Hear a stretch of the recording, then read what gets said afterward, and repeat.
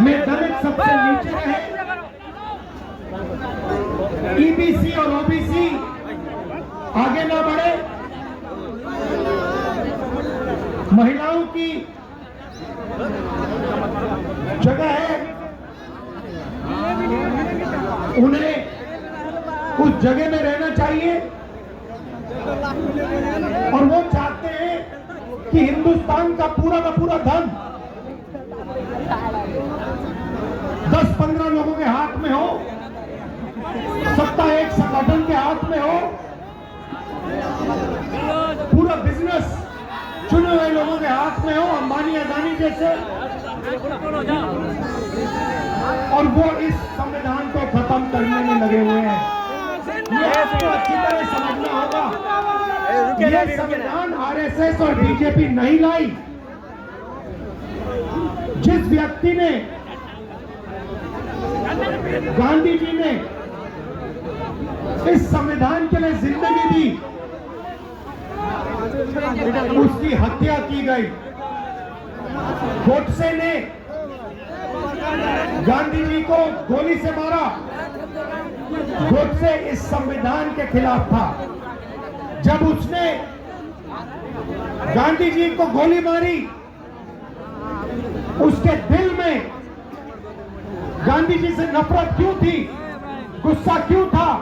क्योंकि गांधी जी ने यह संविधान की सोच की विचारधारा के लिए अपनी पूरी जिंदगी दी। ये लड़ाई चल रही है। अब मैं आपसे पूछना, हिंदुस्तान में बड़ी बड़ी संस्थाएं हैं, मीडिया है, पब्लिक सेक्टर हुआ करता था। सेना में पहले आपके लिए, दलितों के लिए, आदिवासियों के लिए, पिछड़ों के लिए, अल्पसंख्यकों के लिए, गरीब जनरल कास्ट के लिए रास्ता हुआ करता था। तेजस्वी यादव जी, मैं आपसे पूछना चाहता हूँ, आपके लिए आज कौन सा दरवाजा खुला है? पप्पू यादव जिंदाबाद, पब्लिक सेक्टर का दरवाजा बंद, पप्पू यादव जिंदाबाद, सेना का दरवाजा बंद, राहुल गांधी जिंदाबाद, पप्पू यादव, बिजनेस का दरवाजा बंद, डेमोक्रेसी का दरवाजा बंद। जो भी आपका था वो सारे के सारे रास्ते नरेंद्र मोदी ने, अमित शाह ने, आरएसएस ने बंद कर दिए। बिहार बेरोजगारी का सेंटर है। हिंदुस्तान में सबसे ज्यादा बेरोजगारी इस प्रदेश में है। बिहार का हर युवा जानता है। इसका कारण क्या है? कारण है नोटबंदी, कारण है गलत जीएसटी, कारण है कि नरेंद्र मोदी जी ने आपका पूरा का पूरा धन 2-3 अरबपतियों को पकड़ा दिया है। उनको जितना भी बैंक लोन चाहिए ले सकते हैं। अदानी लाखों करोड़ रुपए बैंक लोन ले सकता है, मगर अगर बिहार का कोई युवा बैंक से लोन मांगता है, उसे जूता मार के बाहर भगा दिया जाता है। सही है नहीं है? अगर किसान, बिहार का किसान मर जाए, मगर उसको बिहार के बैंक लोन नहीं देंगे, मगर अरबपतियों को लाखों करोड़ रुपए दिए जाते हैं। और फिर अरबपतियों का कर्जा माफ होता है, लाखों करोड़ रुपए उनका कर्जा माफ किया जाता है, और किसानों को कभी उनका कर्जा माफ नहीं किया जाता। और अब नई चीज शुरू हुई है, और ये बात आपको अच्छी तरह समझनी होगी। ये जो संविधान है, ये हर हिंदुस्तान के नागरिक को एक वोट देता है। हर नागरिक को ये संविधान एक वोट देता है। अंबेडकर जी का संविधान एक वोट देता है। और बिहार में, कर्नाटक में, महाराष्ट्र में, हरियाणा में ये जो संविधान आपको वोट देता है, वो वोट चोरी किया जा रहा है। बिहार में लाखों लोग से उनका वोट चोरी किया जा रहा है।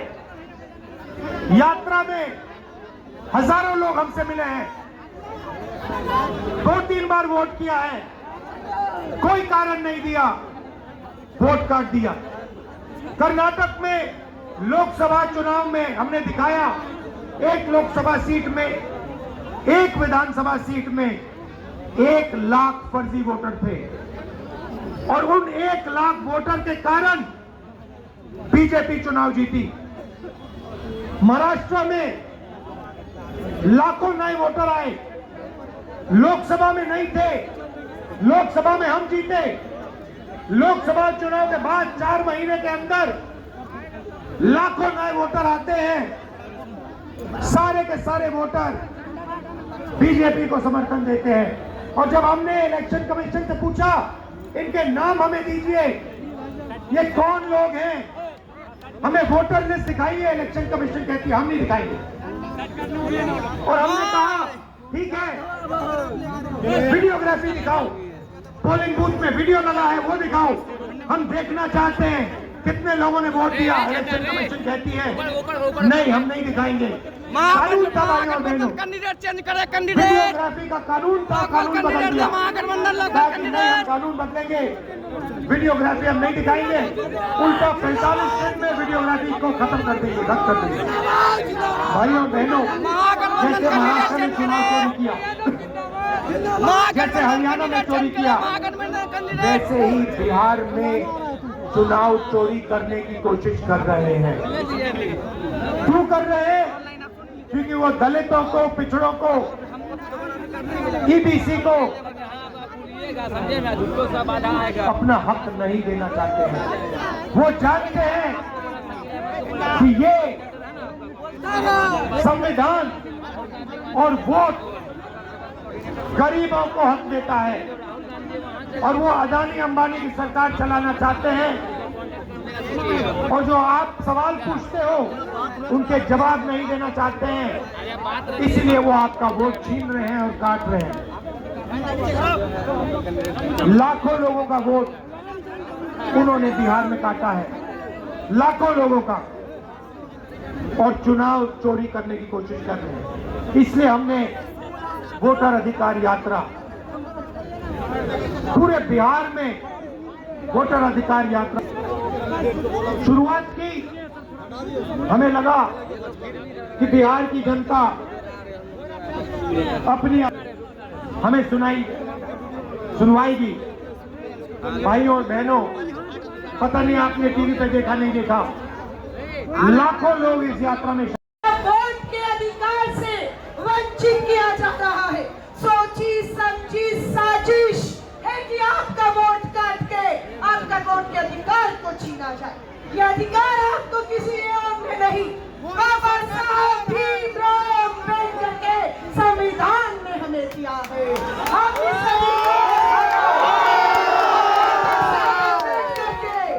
संविधान के मिले एक वोट के अधिकार को छीनने नहीं देंगे। ये चुन चुन कर 65 लाख लोगों के वोट काट दिए। कौन है ये 65 लाख लोग? ये दलित है, ये आदिवासी है, ये पिछड़ा वर्ग का है। इसके वोट सोच जान के कटवाए। दिल्ली में बैठा है चुनाव आयोग, जो लोकतंत्र को चूना लगाने का काम कर रहा है। और चूना लगाना बिहार के लोग से बेहतर कोई नहीं जानता है। अगर चूना लगाने पर आएंगे तो बिहार का आदमी चुनाव आयोग को चूना लगाएगा और उसे अपनी औकात याद दिलाएगा। मैं सभी से कहूँ, 65 लाख मतदाता कौन है जिसके वोट कटे? हम जानना चाहते थे। चुनाव आयोग ने कहा नहीं बताऊंगा कौन 65 लाख लोग हैं जिनके वोट काटे।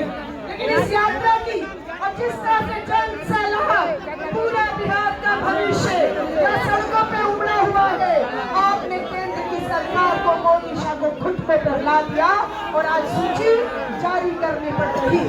राहुल गांधी जी ने बिहार में पलायन रोको, रोजगार को यात्रा किसके लिए की? आज हम लोग यात्रा में गांव के गांव खाली है, मात्र हमारी माँ बहन बेटियां और बच्चे हैं। आदमी कहाँ है? नौजवान कहाँ है? अपनी जमीन, अपनी माँ, अपना घर छोड़ने को मजबूर कर दिया। रोजगार के लिए वो पलायन कर दिया। राहुल गांधी कसम खाकर निकले, हम